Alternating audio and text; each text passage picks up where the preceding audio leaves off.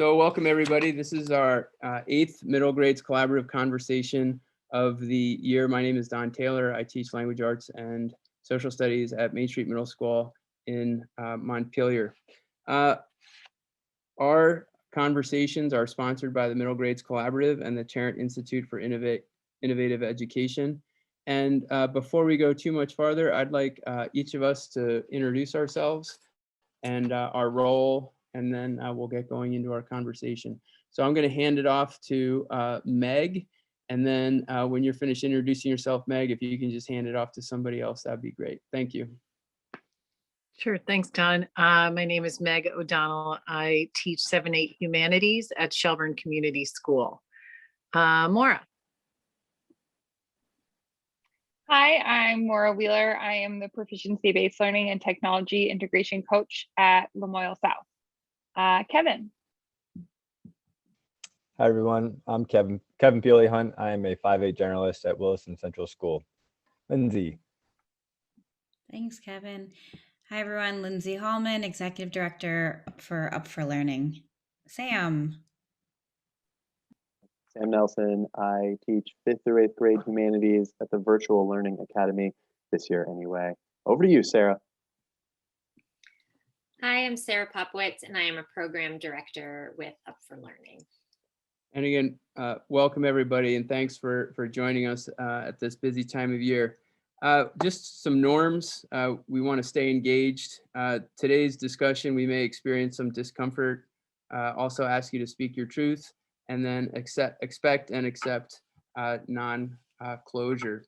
So just real quick, if we could go around one more time and just have a general check-in about how you are doing. In this, we're sort of coming to the close of our COVID-19 school year. There's also been a lot of work done on anti-racism and thinking about white supremacy and the systemic bias that may be or is in some cases occurring in our schools and systems. And just a brief check-in on where you are, how you're doing, and maybe some of the things that you're working on. And why don't we go in reverse order and start with Sarah.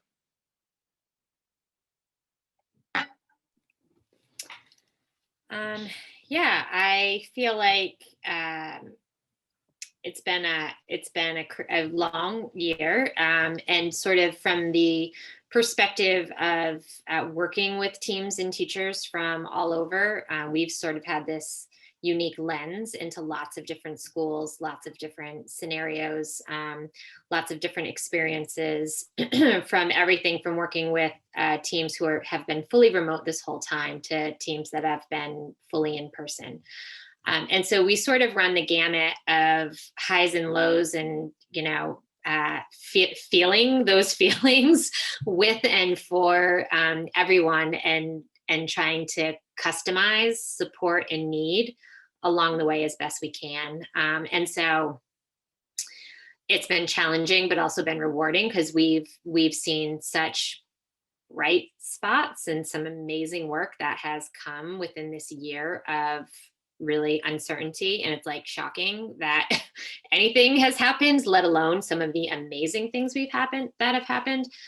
And I guess I would say one of the biggest pieces is really allowing time to listen. We've done a lot of really deep listening from especially our youth who have been really upfront and very well spoken. And I think we've gained a lot to work with for rolling into next year.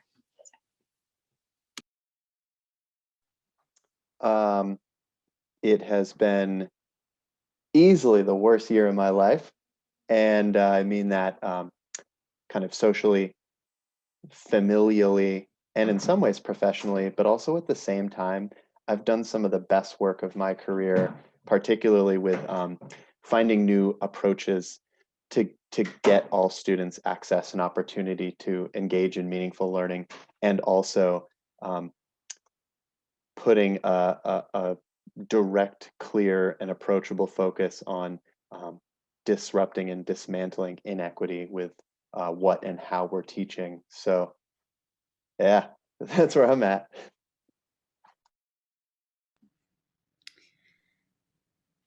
Yeah. I'm trying to think of what else to add here.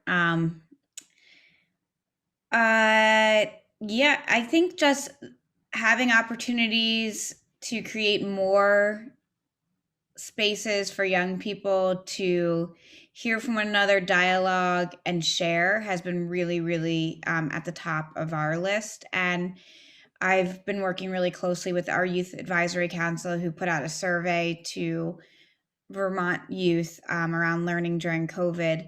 And they've been spending the past weeks, we've been meeting to analyze the data and look for themes and takeaways. And so they're really feeling enthusiastic and hopeful about sharing that data with the larger Vermont audience. And it's kind of like what I would like my teachers and leaders in the school districts to know. None of it is really shocking or surprising to any of us, youth or adults.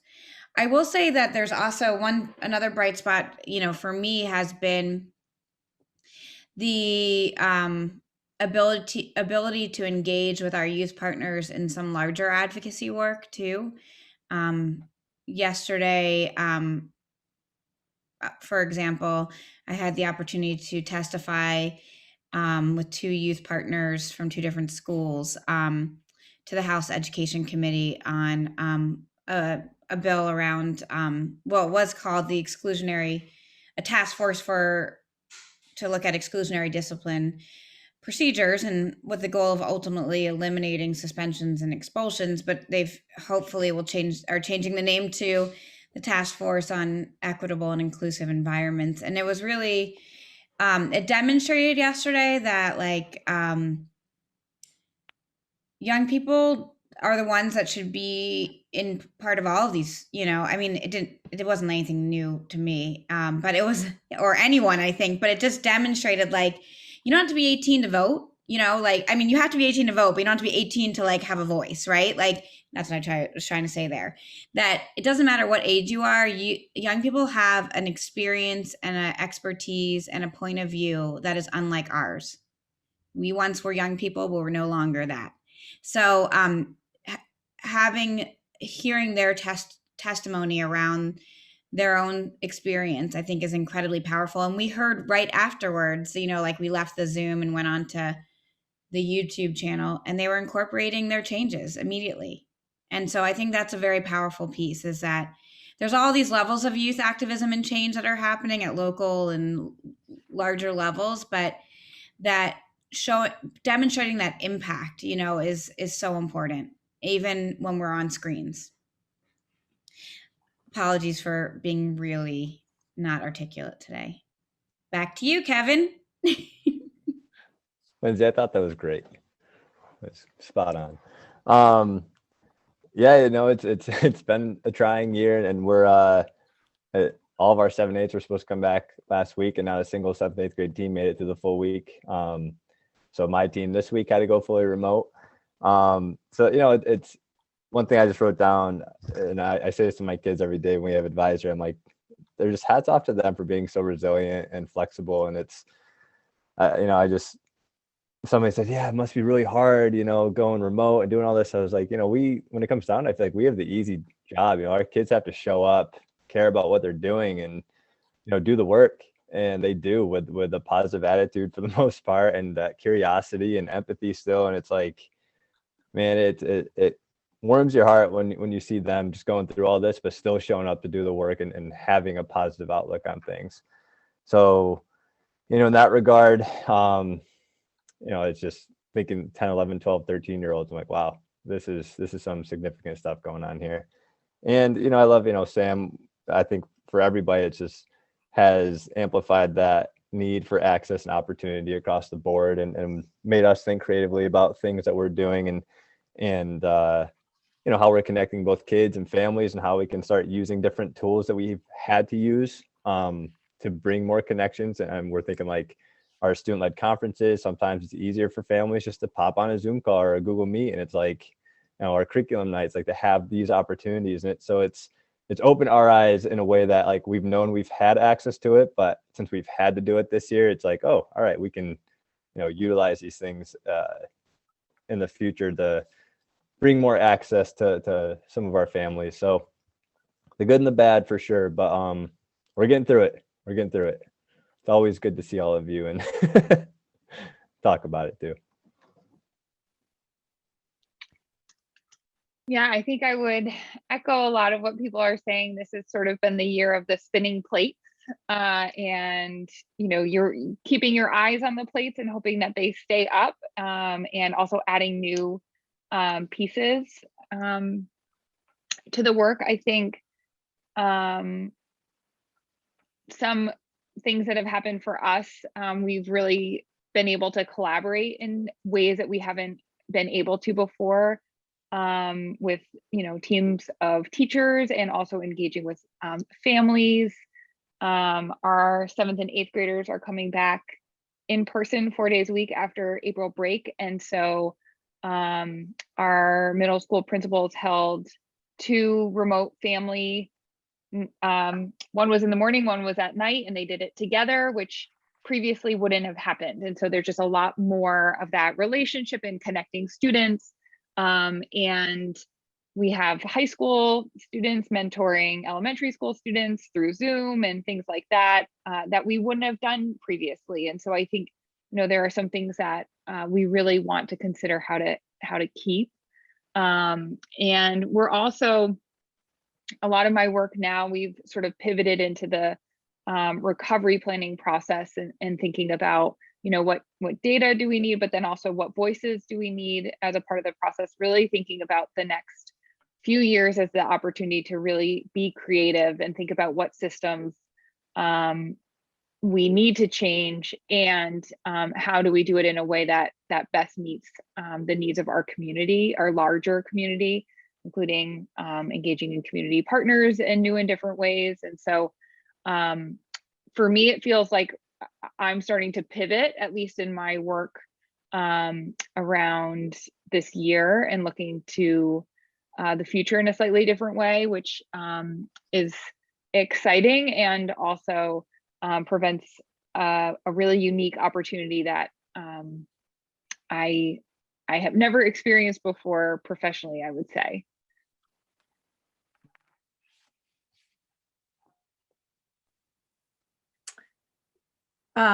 Gosh. Yeah, so I'd like to just say, as always, something I really appreciate about this group is the chance to sort of reflect on your practice, because sometimes we're just in such a pace of pivoting from one thing to the next to the next. So having this opportunity to just like, what is going on? What are we doing? And how is it going? So we are about to, theoretically, if all goes well, although Kev, I'm hearing you loud and clear. I showed my students this morning, because we are going to four days when we get back from break. And so I showed Elaine's email to the kids with the graph of the increase in COVID cases, and then the increase in contact tracing, to just say, hey, we all need to do our part so that we can be together, right? Like, we have this opportunity. There's a lot of emotion around it. The kids are nervous. They're curious about how we're going to squeeze 24 bodies into one classroom, which we're still not sure how we're going to do that. And just try to maintain some normalcy. And so I'm a little annoyed, to be honest with you. I've been being totally frank. Is the juice worth the squeeze, right? Like, are we going to really be able to do this in a way that's not going to create more anxiety for kids? And yet I think there's also a real genuine enthusiasm and excitement for them to like see their friends that they haven't seen all year. We made the mistake of bringing them back to school. It wasn't a mistake to bring them back into school on Wednesdays, but we didn't do a really good job of coaching them on the fact that they're going to get on the bus and potentially see friends that they hadn't seen since last March. And in our pace to take care of the schedule and what they were going to do in school, we forgot about that part. And so kids were like, I haven't seen some of these people since last March, and I didn't know what to say. And I was like, oh my God, we just completely I felt sick to my stomach actually that whole first Wednesday. It was a really traumatic day. My colleague and I that I team with, we were just, what are we doing? What are we doing? The next Wednesday was better. And we got more used to it.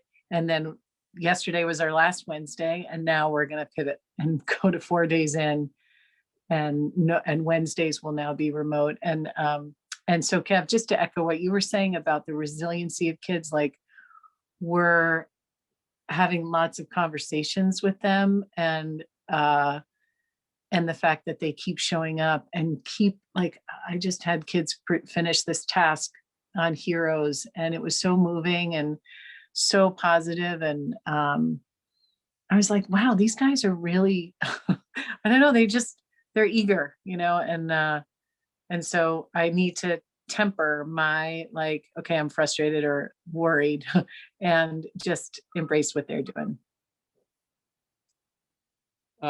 Thank you, everybody. I guess I would just share that this is we're 5 days a week in person, and we have been since September 8th. So we're actually feeling the excitement of, I keep telling my kids, this is our second biggest benchmark of the year, making it to spring break. And then I say, what's our biggest benchmark? And they're all, summer. And so we have 8 more weeks, and I hope that, I keep telling them, wear your mask, social distance, so we can stay in person, because I just don't want to go remote. We haven't gone remote all year, so that's been great. But one of the things that's been I've been working with Sarah and Up for Learning and with kids and developing the youth adult partnerships. And that's been really important work for me, because it slowed down the process of and it's formalizing the process of developing a really strong student voice and student leadership and student partners. So that's been really good. But I'll have to admit that I'm a little overwhelmed. Not overwhelmed is not the right word, but there's been a lot of anti-racism work and racial justice work happening, and it's kind of been happening in different orbits or different places in, our groups that I'm with. And now it's sort of coming together. And I think part of the spark that brought that coming together was listening to some of the kids and student partners who participated in these webinars and hearing that. And I think that's been really powerful. And I'm now wondering, how do we bring all that real and relevant work from, activities that are maybe happening outside of the everyday classrooms? How do we bring that into our curriculum? How do we bring that into our schools? And how do we confront inequity, as Sam was talking about, and racism when we see it in the systems that we have in place? And so to me, that's actually exciting work, but it's also work that I'm nervous about, because I think the topics are so, it's just, they're powerful and they're important. And so how do you do it in a meaningful way and do no harm to your students or your kids while fighting for equality and equity? And so that's something that's happening. And, I'm really interested in that and just trying to do my best. But as many of you have said, that's some of the challenges in teaching new material or in new ways or with new thinking, is how do you do it right? And that kind of leads to our next conversation topic. And before we go into that, welcome, Joe. Do you want to just give us a quick introduction and tell us how you're doing? I'm Joe Rivers from Brattleboro Area Middle School. Doing pretty well. For us, vacation begins in a couple days. So we're kind of pushing through to that spot. I'll leave it at that, I guess. All right, thank you. So I'm just, by way of introduction to our next conversation piece, I just want to give us a little bit of background. You've all been here, but for the past 3 months, we've heard from a variety of student partners regarding how educational environments and communities are responding to current events, in particular racial justice issues, and also anti-racism and white supremacy and bias. And we've heard students say repeatedly that they're hoping for more opportunities to engage in some of the deep dialogues we heard Lindsay and Sarah and Sam talk about, and that they would like to see those embedded in their learning experience. And there was one student partner who mentioned they quote, why do teachers have to schoolify everything instead of just creating a learning experience, both between adults and students and also student to student? So my first question to the panel is, after listening to our student partners, what have been your major takeaways, observations, or thoughts regarding student perceptions of anti-racism, social and racial justice issues, and how they're experiencing them in school? So again, after listening to our student partners, and I'll type this in the chat in a second, what have been your major takeaways or thoughts regarding their perceptions relative to anti-racism, white supremacy, and social and racial justice? And you know, I'll let anybody sort of start with that one. Feel free to just pipe up.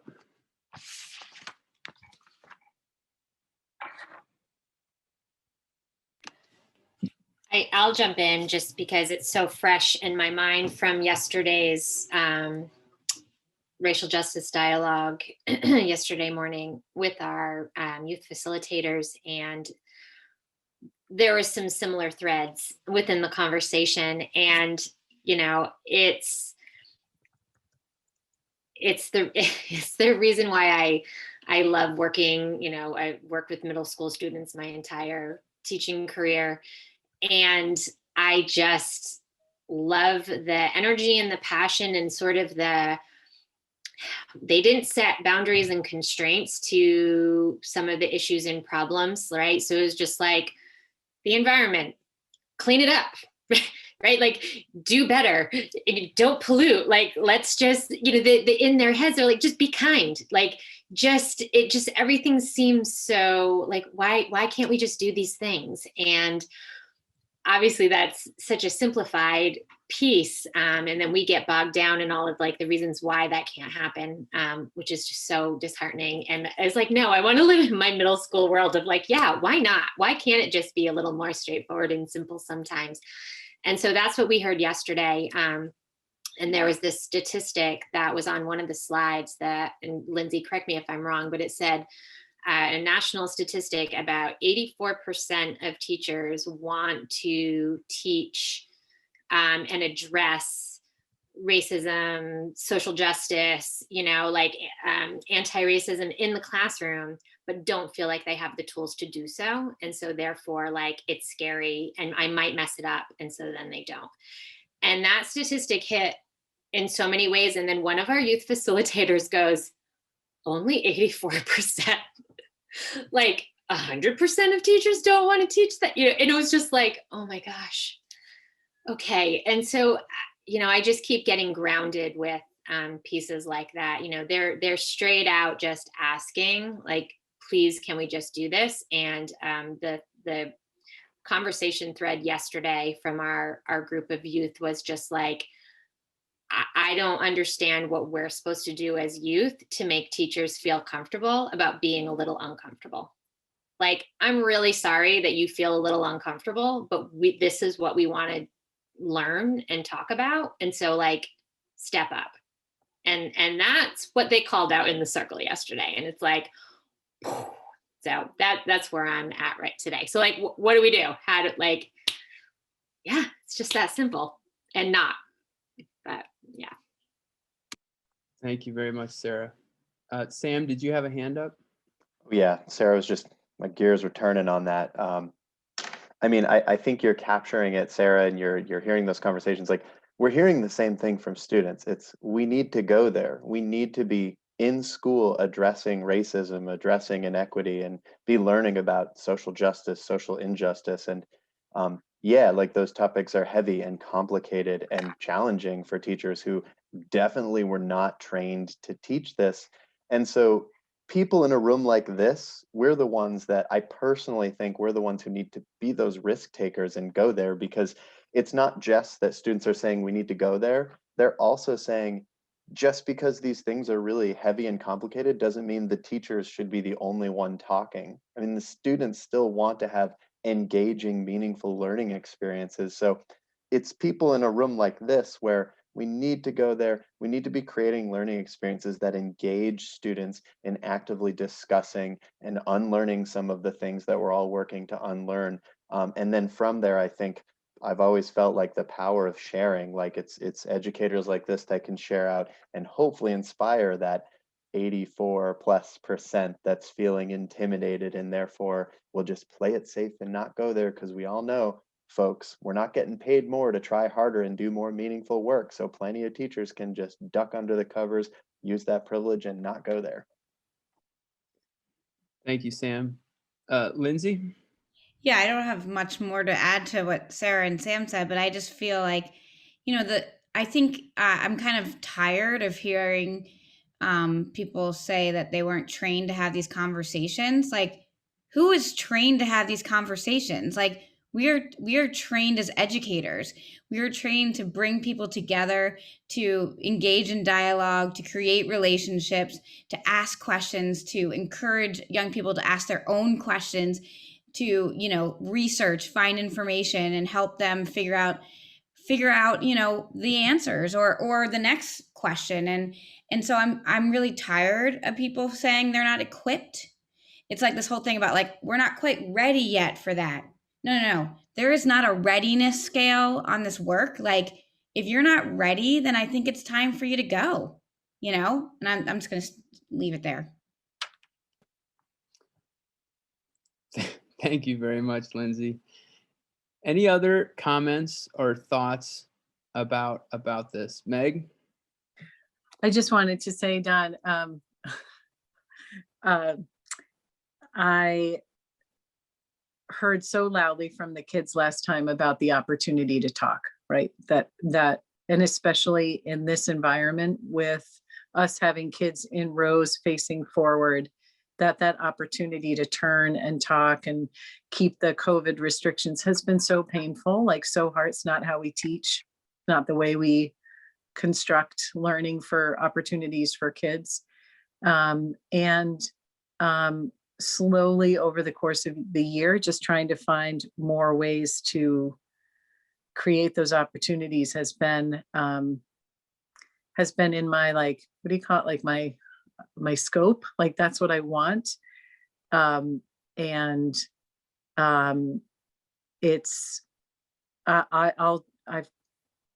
after hearing the kids in these last weeks was like, I need to create a system, but I think I schoolified it. So for every step forward that I do, like we're starting each class with a discussion slide and they're building it in small groups. But right now it's kind of like the feel good story is like about a puppy, which is all fine. Like it's good. And the conversations are, might be like about, topics related to being a vegetarian. So I'm trying, and then I still come up short, right? So it's still, and I don't expect every day to have to be the heavy, I think it needs to be both and, right? Like we like want to normalize it. But I just feel like I try it and then, I don't know, it's like, doesn't mean I'm not going to keep trying, but sometimes we're still talking about puppies and we're not talking about what's important, right? And if I've turned it over to them to do, they're the ones that are creating the topics to discuss. I imagine in time, if I had more time, that we'd get to more of those topics. It's just hard. I'm just acknowledging that it's, I don't not feel equipped any more than I feel equipped, but there's perseverance that needs to, we need to dig deep, and some days, that's all. I don't know if I'm making myself clear enough, but that's it. No, thank you, Meg. Anybody, Joe, and then Maura. Yeah, I think one of the issues is teaching is a conservative practice for an awful lot of folks. It's something where folks get a program and then they feel comfortable with that program and they keep doing it over and over again. And what this conversation is about is emergent learning. It's the opposite. It's the idea that the thoughts, the ideas emerge from situations, from current events. And it's a style of teaching that I don't think is the prevalent style out there. And so we have this conversation about anti-racial teaching, but we have this conversation about anything that's controversial or topical, because there aren't programs that people have been trained in. And that goes back to that argument that so many teachers offer, which is, I haven't been trained. What they're really saying is, I don't have a package. I don't have something that I can read and present to people, as opposed to having a conversation with people, which is what we're talking about here. So some of it just goes back to that idea of what is it to be a teacher, and so that's an ongoing struggle. What we've been doing, just this, our last little unit has been, well, Friday, the Vermont Senate voted to change the Vermont Constitution, part of a process, an amendment to the Constitution, to take out the word slavery and indentured servitude. And so that's what we've been talking about and working on as a result, because it's something that's emerging from life, or the real world. And it's a vehicle, it's a way to get into those conversations. And one of the thing we did today, which I found fun, and we got kids laughing about it. I get laughing at people, which is not great, but they were laughing at old people my age, so I thought it was all right. We posed the same questions to the students as we did to people on Facebook, and then we looked at the responses that the Facebook folks had around about this concept of indentured servants and slavery in Vermont, and those conversations around stereotypes and bias and prejudice. The kids could just see all of that in the comments section of the Facebook page at the Brattleboro Historical Society about indentured servants and about slavery and what those types of bondage were in the history of our state, and how those sorts of practices and ideas continue, and how people my age get centuries mixed up and have such a, we're talking about unlearning. And also there's just been a lot of learning that has not stayed with folks over the years as well. And that's pretty clear. So I'm talking too much, but there's opportunity if teachers are willing to change and say, we're going to have conversations with folks, as opposed to I need a package to throw at kids. Thank you, Joe. Maura?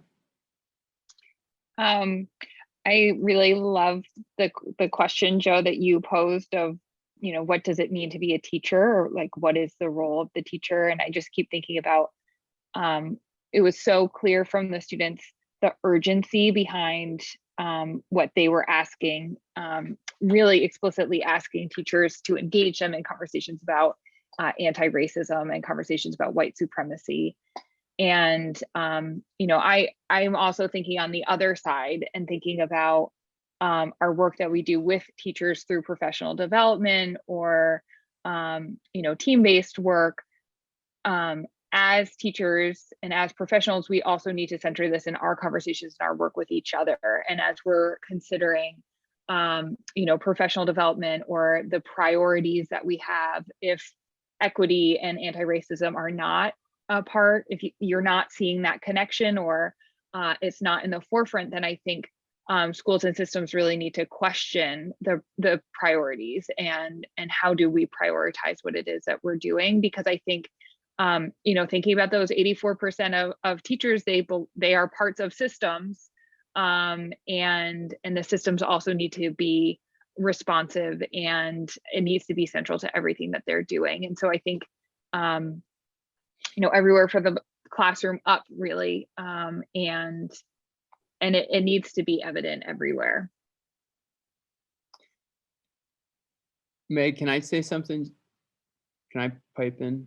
So I would, we're looking at a group here, white educators who experience that privilege. And I would say that my consciousness of the anti-racism stuff has been, as Joe said, it's been emerging. I mean, I think one of my errors was looking at it as historical, like everybody knows the history, but not looking at it from the perspective of our students who have made it clear how, and people have mentioned this several times, how urgent it is and how important it is.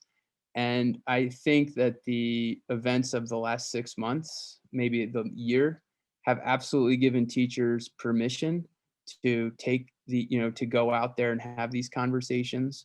And when the events, the Capitol, the outright racism of our governing bodies, and the events that have been happening even recently in Minneapolis. And I guess one of the things that shifted for me when I talk about current events with my kids a lot, that's kind of how I'm introducing it. And I'm consciously talking about, Derek Chauvin and that trial, and then to have the Dante Wright thing happen as well. It's just remarkable in a horrific way that that's happening. And I think Janet Helms has this quote that says, if kids, they might not be saying it, but they're probably thinking about all these things. And our student partners have been very articulate about how important it is for us to take that on. And I just kind of want to go back to this idea of this emergent learning, and how for me that emergent learning, and how what Lindsay said is, how we have to be doing this work, and how much that's predicated on building great relationships with middle level kids, and how having those relationships means that you can go out and take risks and maybe mess it up. But then if you have that relationship with the kids, you can go, you can be vulnerable. And that's what I'm finding myself doing, is trying to be, as vulnerable and showing them that is possible. But the other thing I just want to mention too is Joe talked about the Constitution. There was also something that came out of the legislature where racism was going to be a public health. They're going to call it a public health issue. And so reading through that, and this, the statistics clearly show that we as a system need to be addressing that.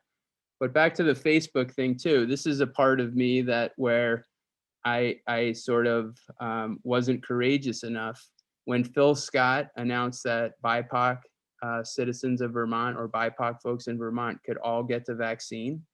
And he posted that on Facebook.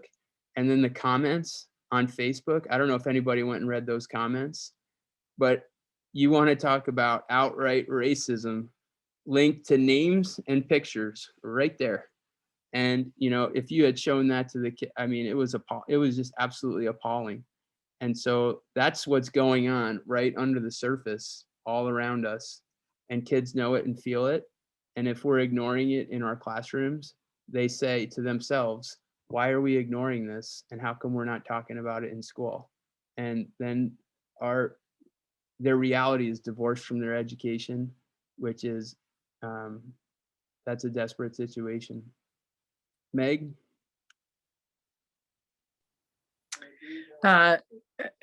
Yes, to all of the above. And something I just, when I was listening to Joe talk, just struck me in that I think sometimes in our pattern of teaching, we think that we need closure, or we need that something to measure how kids are moving along,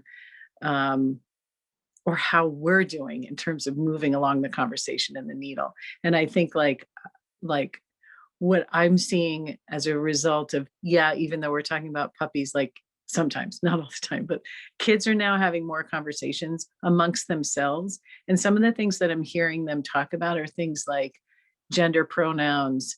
And so there's, once it does go back to all these things about relationships and allowing time and space for this to happen. And that as teachers, we need to relinquish the floor to them and not expect closure, and not, that's one of the, the norms is to not expect that this is a one-off, or this is, I don't know. I just think sometimes we have to be, we're so trained into this application of instruct, assess, revise, and we just need to continue to work around that.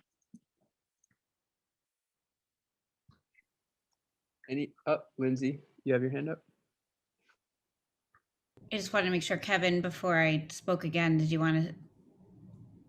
Okay. I was just thinking as you were sharing, Meg, about that, it's so true. And as, trained teachers, remember when we had to like put together lesson plans? And how white supremacy culture is that? Like, what you just said, yes, it is clear. It is very good to have essential questions and outcomes and goals, right? But we've been trained in, it's really hard to change, the air that we breathe and the water that we swim in, right? And so I was just thinking about perhaps, like, as the UP team, we do professional learning every week together, and we spent a lot of weeks really looking at Okun's white supremacy culture characteristics and how they show up internally and externally in our organization, like how we work together and how we work with teams. But I wonder, like, that should be something that is explored in the classroom, because, right, like, you don't need to like tie it up nicely with a closing activity and an exit card, right? Because that is like perfectionism, or that is what you name all of them, if you looked at one lesson plan, you could say it's all infused with those characteristics. So for me, having done that work together as a team, and we're also using that in a project that we're doing with the Winooski School Board as well, around like decolonizing their school board, or really looking at white supremacy culture, how it shows up, and what are the antidotes. I just think what a great opportunity for learning with young people around this, and how you look at any kind of piece in the classroom, but then in the larger system of education. Like, we've been trained in a system that is like asking to produce the same outcomes over and over again.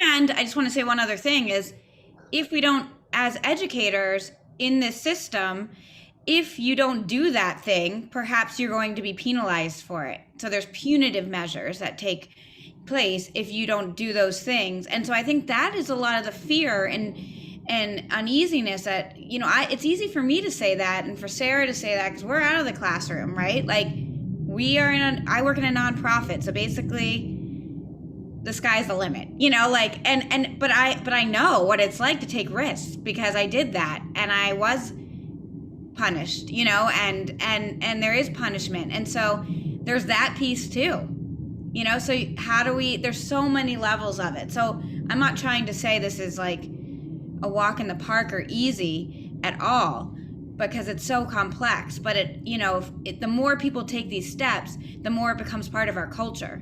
The culture needs to change. So Lindsay, those are all really great points. And I think that is a great segue to our next question. And again, I'm just kind of putting this into the chat, which is, how are you currently addressing or planning to address these issues in your teaching curriculum or your school? And, I think what Lindsay said that struck me while you were talking, Lindsay, I'm thinking what I've really learned about is the need for these dialogues, and for students have asked to learn how to facilitate these discussions. Like, they're asking for those skills.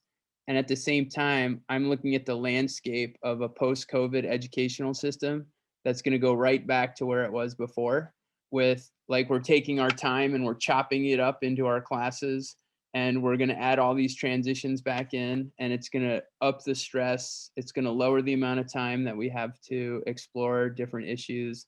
And it's going to get teachers kind of spinning again if they're already not doing that. And so Sam talked about this group being risk takers. And I guess I just have that question, what are people doing right now to address these issues? Not only the actual subjects, but the way that we're changing, as Lindsay mentioned, changing the culture. So what are people noticing or thinking about? And this, I just might add, will probably be a large part of our next conversation, our last conversation of the year, when we talk to people reflecting on what our experience has been and what we're looking to change when we come back. But to start it, how are we going to change the culture, or how are we going to address these issues in whatever teaching environment we're currently engaged in? Does anybody want to start? Sam, I did you want to? requested jumping to the front of the line if that's okay, since I got some stuff happening around here in a few minutes. Yeah, just a couple things I'd love to share that I'm excited about are in terms of actionable things that feel new this year, that feel effective. One of the things we have an advisory model in the VLA this year. And so one of the things we realized we need to do is I kind of respectfully said, hey, I love that humanities is a really sensible place for these deep conversations about things like social justice to take place. But also, like, there's an equity issue there. Like, it shouldn't have to fall on one person, because one of the most painful things for me is when, like, it's February and someone points at me and is like, oh, you got Black History Month, right? Boom. So one of the things that I'm so happy that we've got this culture, right? Like, this is what Meg's talking about. This is what Lindsay's talking about, like building a culture. The culture of the VLA faculty this year has been great, super flexible, up for taking on healthy risks. And so we created this system called Talking Point Tuesdays. And within our school, we have kind of a diversity, equity, and inclusions teacher leadership group that's partnering with students to get their feedback. And so on these Talking Points Tuesdays, it's the courageous conversation structure, where we have the agreements of courageous conversations. And on Tuesday mornings, we start the day with discussions about things like racial injustice, heteronormativity, neocolonialism. Like, we bring in the things that students are asking to hear about, and we just kind of start conversations by curating resources, sharing them, starting the conversation. And then on Wednesdays, when we have a bunch of asynchronous time, we've made space to host social justice roundtables, where teachers and students can join, come together, and either unpack the conversation we started on Tuesdays, or go in any other direction. And the beautiful cyclical nature of that is those conversations tend to inform what we come back with that next Tuesday for these Talking Point Tuesdays. So that's one of the things that's felt really helpful, is it's a structure that ensures that we are addressing this regularly. And it's not just like let's reactively talk about something, lob an idea out there to the students and feel like we checked the box. Like, it feels like it's this real living, breathing thing. And then on top of that, I mentioned that I feel like I'm doing things better this year than I have in years past. And so we are, unsurprisingly, like, we're using the Jason Reynolds, Ibram Kendi young adult version of Stamped. And it's not just that we're using that text with 7th and 8th graders, but I think how we're using it's been really effective. One of those equitable approaches that I have definitely failed with a bunch in my history as a humanities teacher is not ensuring that all students are actually going to access the text. Because we all know, folks, as soon as you assign reading as homework, a majority, or at least a portion of our students, are not actually going to do it. And so 100% of the text is either being read live in class by a teacher, where we can stop, pause, and unpack what's going on. Or even on our Wednesday asynchronous days, we're finding recordings on YouTube, sharing that with students. We have built-in time for asynchronous humanities, and saying, all right, today your asynchronous assignment, listen to chapter 2, take down any notes.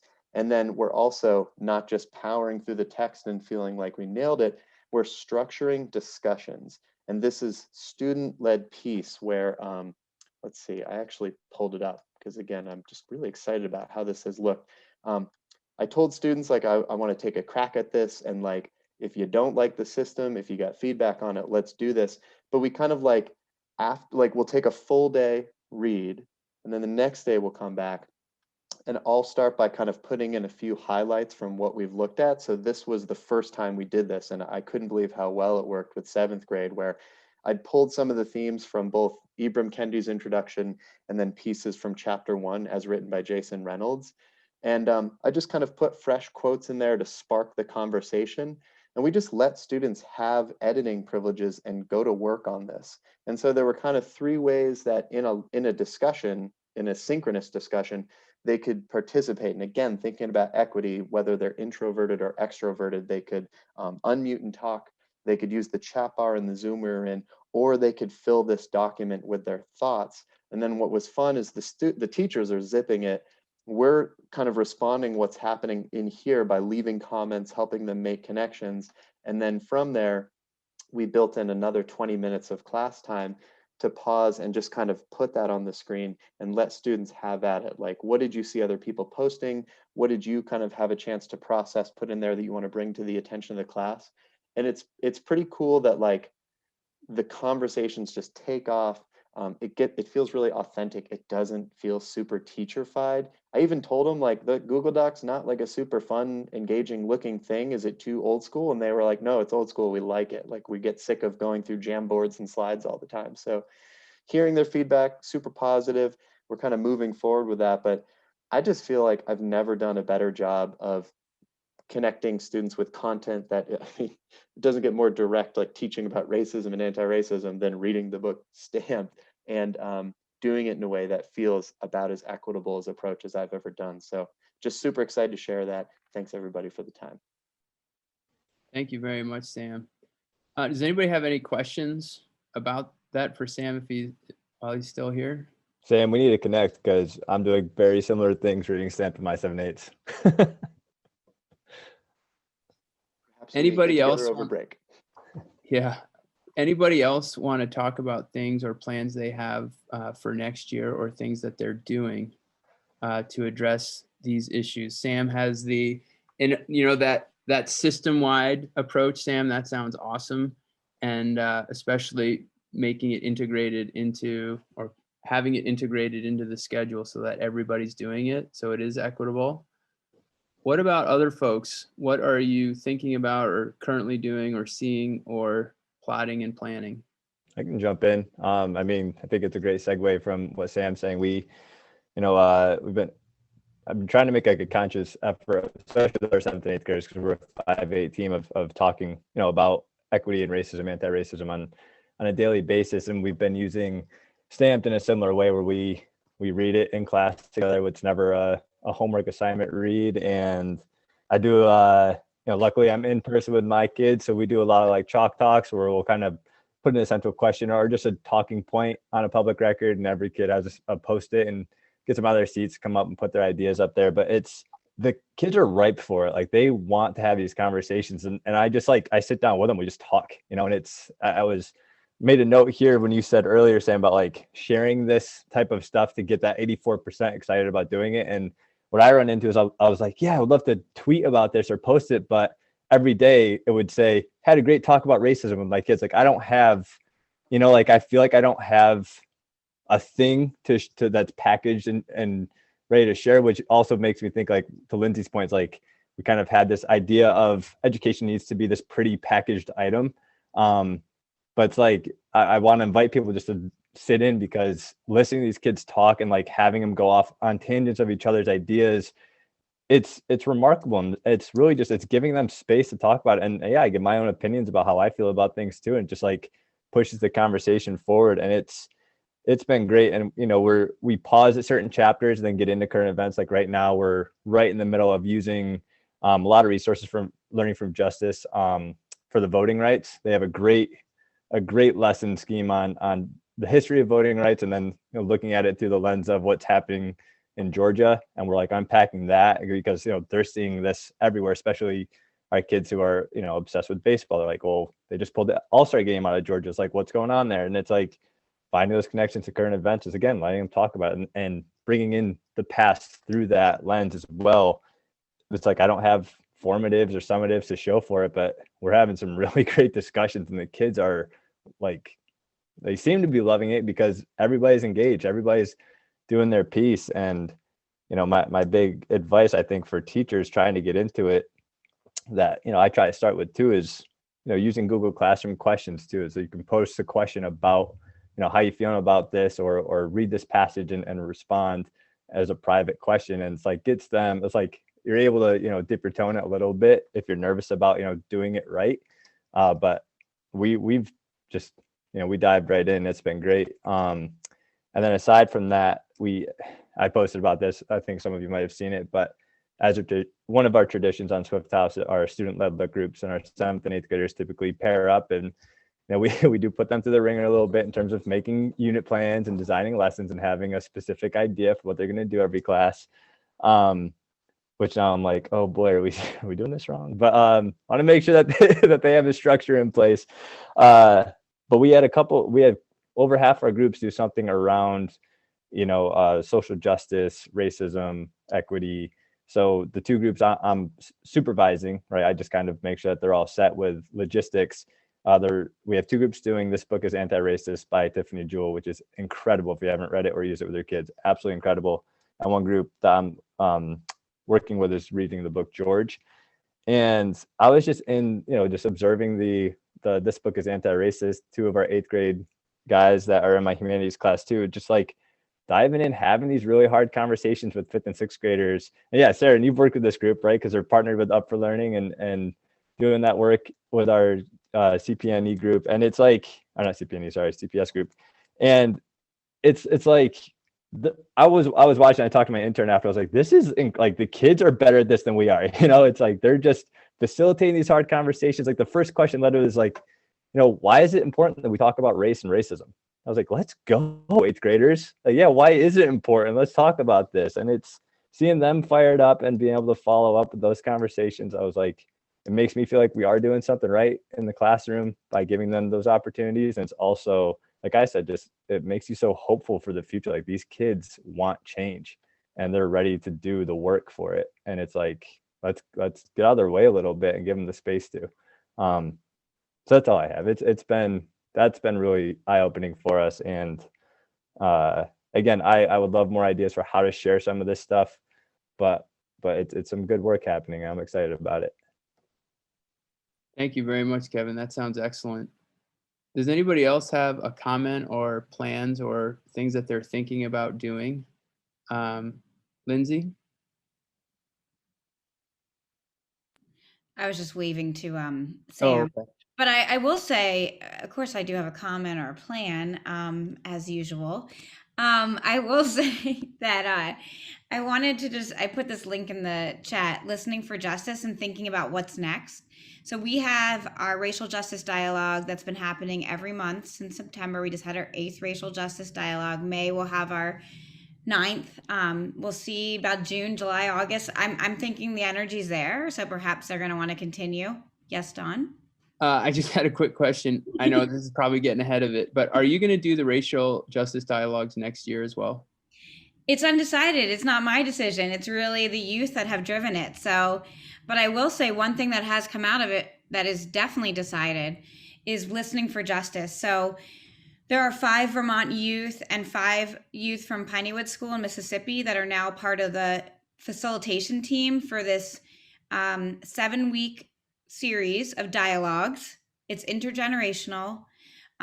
Folks from across the country and world, there's some folks from other countries, who come together once a week to have these conversations. And the youth that started with the racial justice dialogue are now both doing that and doing, they are now co-facilitators and Listening for Justice with adult facilitators. And it's been incredibly powerful. And even though we're going to be on session 2 this week, which I think is Who Am I? Identity Matters. You can come for one session. It's all pay what you can or just come. And it's for youth and adults. So if you have any youth partners that are interested in joining these dialogues, these are like, they're take racial justice dialogues and like amplify it by 10. They're incredibly powerful. And Up for Learning is a partner with HTI Catalyst and Vox ATL, which is in Atlanta, on this project. And I'm sure I can get more of that information and we can run it through our social media too, but that's a great resource. and I appreciate that. And I would just tell the student partners that those racial justice dialogues, for some of the kids at our school, they are very much anticipating those and enjoying the opportunity to connect with other kids, and really appreciating that. So thank you for doing that. Anybody else want to talk about some of the things that they're thinking about or that they've heard of that they want to approach regarding some of this teaching subject matter or even the systems that are in place? Joe, and then Meg.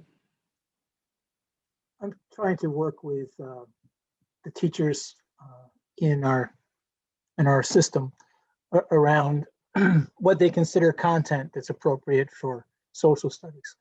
And the way to do that is just by giving them opportunities to learn new stuff and then have that new stuff work in with the things that they already have in their head. First thing is just to be able to give license to teachers to say you don't have to teach whatever the thing is. You don't have to teach the Civil War with teaching the kids all the battles, or just some basic stuff like that, and then give them other material to take the place of that. So that's I'm working with our local bookstore, social justice bookstore, to provide different materials for staff so that they can see other viewpoints and then feel more comfortable and using those as talking points for working with kids. So it's hopefully a different, just trying to give people other ways to look at it, because they're pretty trapped in their traditional paths, and it's hard to, it's one thing to listen to Kevin say, here's all this great stuff that's going on and it's happening, but then there are folks who have been teaching for 15 years saying, I've never had that happen for me. How can I get there? And part of it is just changing your own mindset, and that has to come from work at seeing other ways to view your job, and that's what I'm trying for. Thank you, Joe. I appreciate that. Meg? Thank you, Joe. I appreciate that comment as well. I think something that I really want to get better at is just creating that space for that authentic space for dialogue with kids. And I do love hearing the enthusiasm from Sam and Kev, like, these are the things that we're doing. Because one of the things that's been so hard this year is that teacher isolation, is that we haven't been with our teams and our colleagues to spitball and brainstorm like these different ways of doing things. And, we mentioned this a little bit earlier, but I think my greatest pit in my stomach is that we are going to go back. We're going to go back to school. We're going to be on this race for data and on this race for normalcy, and we're going to miss this incredible opportunity. And so, hearing what Sam, setting aside, time for me has been for all of us has been a variable in this thing, but I just think we need to give time to kids, and we need to give time to kids to help us create what we're going to teach. And I'm so anxious about getting back to that. It got off piste, got off the path this year. And I'm just really anxious to get back to that with kids. Thanks, Meg. Joe? Well, that, I guess from our last time that we met, it got me thinking. And so the question that the kids are working on for next time I see them is that question of, what do you think should be the content for 7th and 8th grade, now that we've had this year of COVID, where we've been doing this weird version of what we call school, we've all had a chance to reflect on it. And so the students it's a writing assignment for them to fill in when we come back from vacation is, what do you think we should be doing with our time during these middle school years? And trying to give them an opportunity to share their things, because I'm trying to gather data to fight against that push, frankly, that's going to come around putting us in boxes again. And so I'm asking kids those questions now with the idea of being able to gather some information to be able to then share what they think is important, what they think they've lost, and what they think they need as a result of, for us, it's been a year plus of remote learning, but all the students have been in different situations with it. So, because right now I'm part of the district recovery plan that every district's supposed to be putting together. I sit on that committee, and they're just piling one statistic on top of another, which is going to lead us in a direction that is going to need some pushback from student voice. And if we, as people working with young people, if we don't gather data to push against that, then that's all we're going to have when we get back together, is back in boxes, getting ready for the next SBAC. Thanks, Joe. Maura? Sarah had her hand up Oh, first. sorry. Go It's ahead. against that wood. It's disguised. I missed it. Sorry. Sarah and then Maura. Doesn't matter. So I guess I would just put in a plug for all of the pieces that have just been brought up for youth participatory action research. I mean, that's what all of this really sounds like.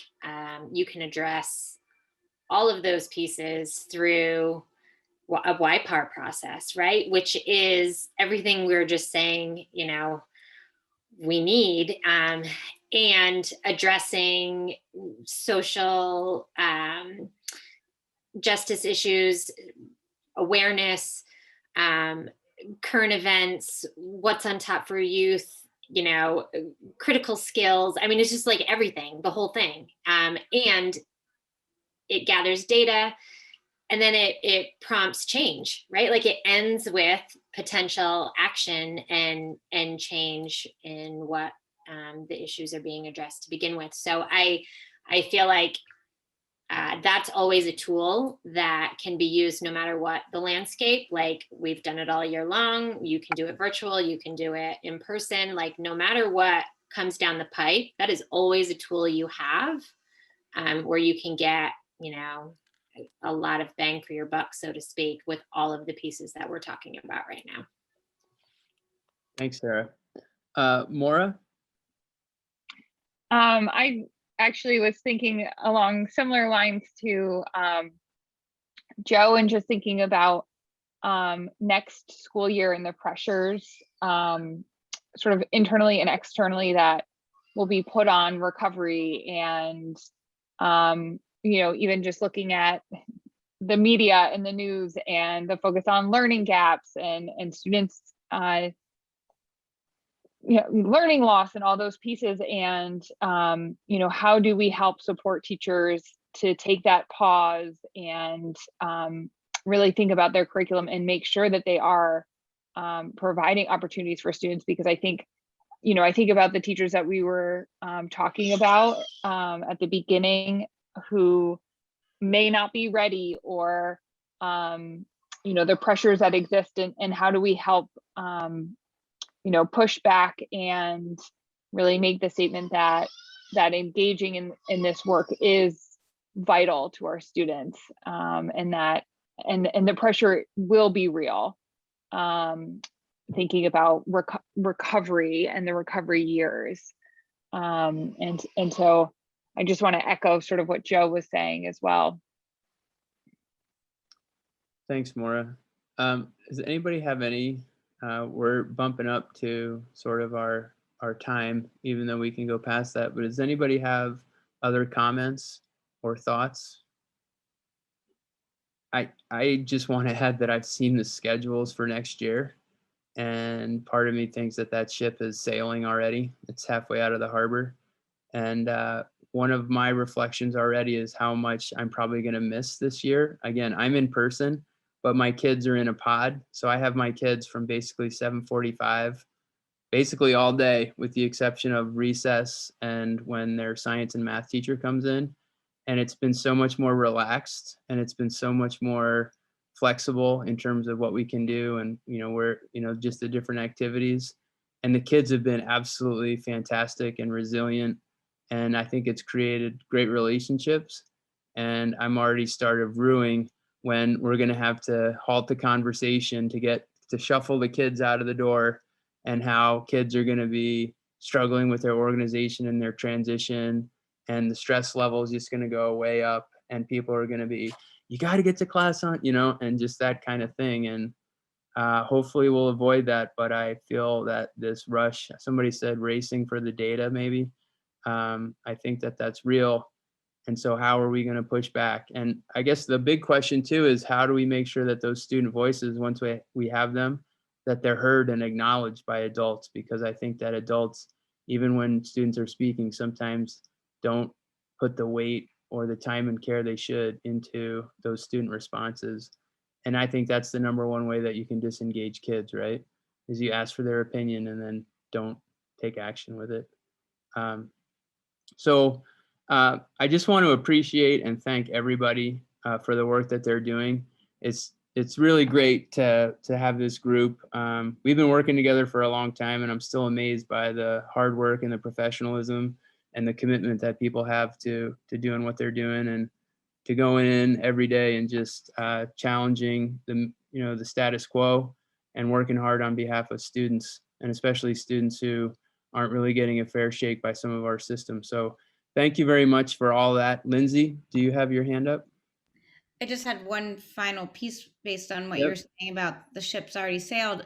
There's still time, number one. And number two is there are a lot of schools and school districts that are thinking about the schedule differently and using this as an opportunity to really reimagine what that could look like. So I would say, there's still time to make, to talk to young people and say, what would you like to see, and have that be a conversation in schools.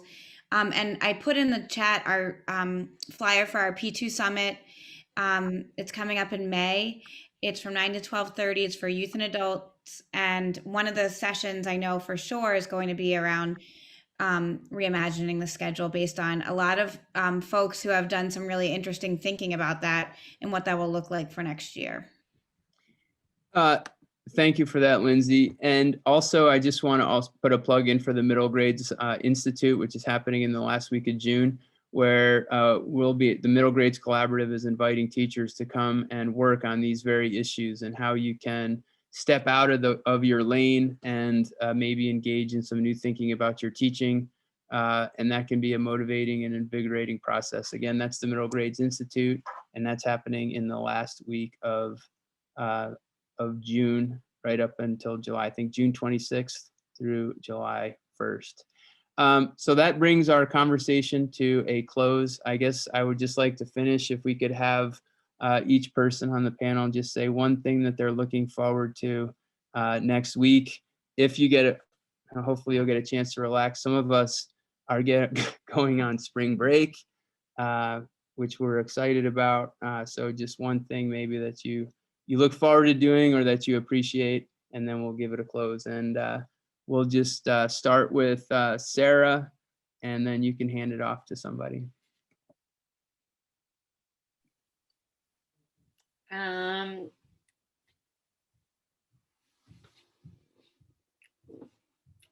not sure. Maybe getting out and running more next week. I don't know. I'm still working. I'm not off all week, so I don't quite have the same vacation, but.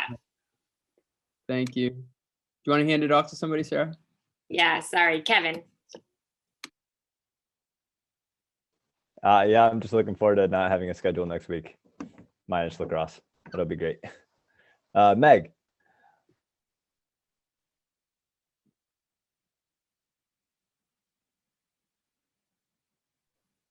Thanks, Kev. I am going to see my fully vaccinated family and hug my mom and my 2 sisters and my brother. And I'm super psyched about that. Maura. I am taking my kids to meet their great grandparents for the first time, who we haven't seen since in 15 months probably. So we can't wait to do that. Lindsay. Yeah, I'm looking forward to a couple of days with my daughter Isla. Just we've taken some road trips and spending some quality time together over next week. Don. The fishing has actually been really good. I'm excited to take the girls fishing, and they're already pining for creamies. We're already like 2 creamies in on the creamy season, which is good. Maybe I'd love to take some road trips around Vermont, like King Arthur Flour.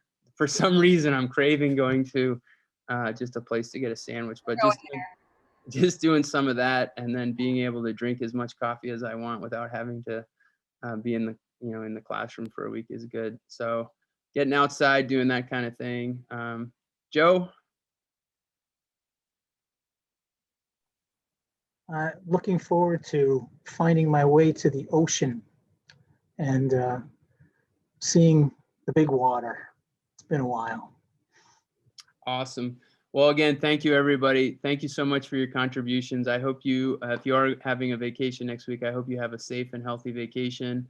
And if you don't have a vacation, I hope you get the chance to relax and enjoy the onset of spring. Again, thanks, everybody. Have a great evening, and we'll talk to you in May. Take care, everybody.